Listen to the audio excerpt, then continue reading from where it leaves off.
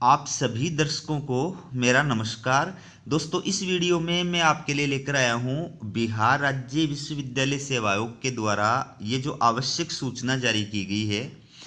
तो दोस्तों, आयोग ने कल देर रात्रि को एक और विषय का जो फाइनल रिजल्ट है और कट ऑफ मार्क्स है वो जारी कर दिया है। आप देख सकते हैं विषय का नाम जो है वो समाजशास्त्र है।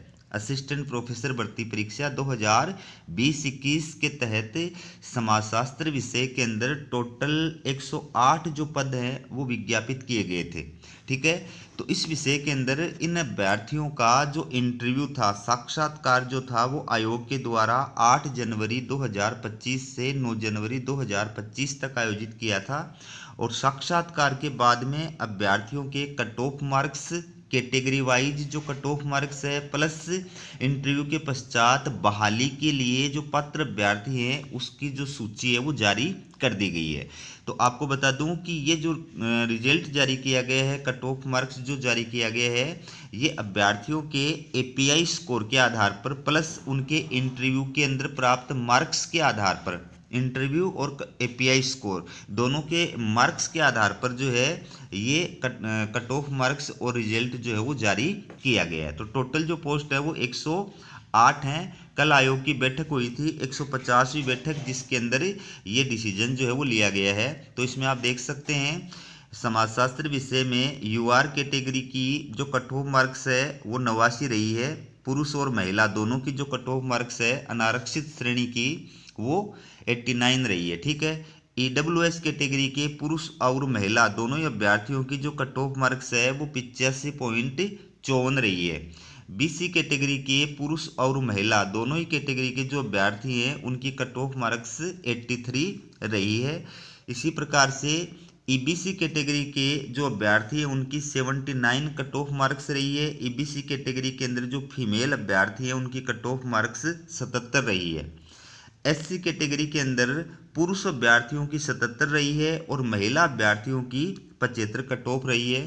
एसटी कैटेगरी की जो कट ऑफ मार्क्स है वो 46 है, चाहे पुरुष अभ्यर्थी हो चाहे महिला अभ्यर्थी हो। डब्ल्यूबीसी कैटेगरी के अंदर ही दोनों अभ्यर्थियों की 83 रही है। वीआई कैटेगरी के अंदर 65 रही है और एफएफडी कैटेगरी के अंदर 76.02 रही है। तो ये समाजशास्त्र विषय में कैटेगरी वाइज जो है कट ऑफ मार्क्स आयोग के द्वारा जारी की गई है। अब आप देखिए समाजशास्त्र विषय में आयोग के द्वारा यूआर कैटेगरी के अंदर किन अभ्यर्थियों का जो है चयन किया है असिस्टेंट प्रोफेसर विषय के अंदर, समाजशास्त्र के विषय में असिस्टेंट प्रोफेसर की पोस्ट के लिए। तो ये उनके जो है आपके सामने डिटेल दी गई है। ये यूआर कैटेगरी के अभ्यर्थी हैं जिनका अंतिम रूप से जो है इस विषय के अंदर असिस्टेंट प्रोफेसर के लिए सिलेक्शन हो गया है। इसके बाद आप देखिए आर्थिक रूप से कमजोर वर्ग ईडब्ल्यूएस कैटेगरी के लिए जो चयनित अभ्यर्थी हैं, ये आपके सामने ईडब्ल्यूएस कैटेगरी के अंदर अभ्यर्थी हैं जिनका असिस्टेंट प्रोफेसर के पद पर सिलेक्शन हुआ है। पिछड़ा वर्ग बीसी कैटेगरी के अंदर सिलेक्टेड अभ्यर्थी, ठीक है, ये आपके सामने है। इसके बाद में अत्यंत पिछड़ा वर्ग ईबीसी कैटेगरी के लिए चयनित अभ्यर्थी जो हैं इनके आपके सामने डिटेल दी गई है। ये आप देख सकते हैं आयोग ने सार्वजनिक रूप से सूचना जारी की है। इसके बाद में अनुसूचित जाति एससी कैटेगरी के अंदर जो चयनित अभ्यर्थी हैं उनकी डिटेल आपके सामने है। इसके पश्चात एसटी कैटेगरी के अंदर चयनित अभ्यर्थियों की डिटेल आप देख सकते हैं। पिछड़े वर्गों की महिला अभ्यर्थियों की डिटेल आप देख सकते हैं। ठीक है, अब ये निर्देश है।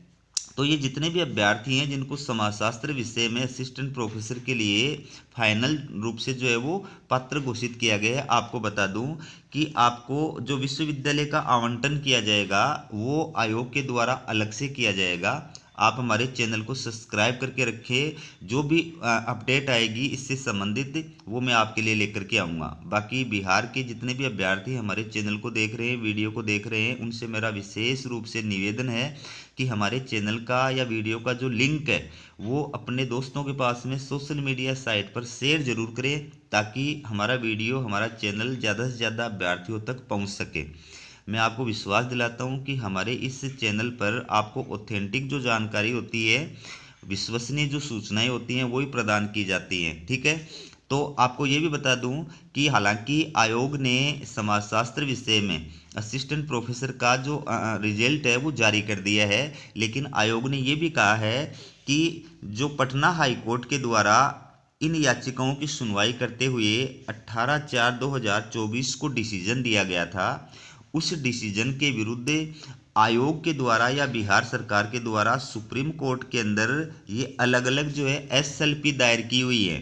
ठीक है, ये सभी एसएलपी पटना हाई कोर्ट के डिसीजन के विरुद्ध आयोग के द्वारा बिहार सरकार के द्वारा सुप्रीम कोर्ट में दायर की हुई है, और सुप्रीम कोर्ट में इन सभी एसएलपी पे जो है वो सुनवाई चल रही है। अभी फाइनल डिसीजन नहीं आया है।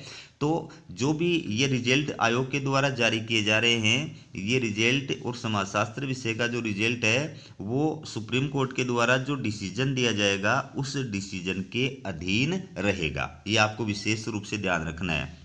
बाकी एक बात और विशेष बता दूं आपको कि ये जो समाजशास्त्र विषय है, इस विषय को लेकर के इतनी सारी जो याचिकाएं हैं, इतनी सारी रिट याचिकाएं जो हैं वो पटना हाई कोर्ट के अंदर दायर की हुई है। ये आपको ध्यान रखना है। और पटना हाई कोर्ट के अंदर इस विषय से जुड़ी हुई इन सभी रिट याचिकाओं की सुनवाई चल रही है। अभी फाइनल डिसीजन नहीं आया है। तो आयोग ने ये कहा है कि पटना हाई कोर्ट के द्वारा इन याचिकाओं की सुनवाई करते हुए जो भी फाइनल डिसीजन दिया जाएगा उस डिसीजन से आपका ये जो रिजल्ट है, आपके जो कट ऑफ मार्क्स है, आपका जो रिजल्ट है वो प्रभावित हो सकता है। ठीक है, तो बाकी आप आशावान रहिए, होपफुल रहिए। ईश्वर जो करेगा आपके साथ अच्छा ही करेगा। Best of luck. मेरी तरफ से आपको भावी जीवन की बहुत बहुत शुभकामनाएं। हमारा वीडियो देखने के लिए आप सभी का बहुत बहुत धन्यवाद।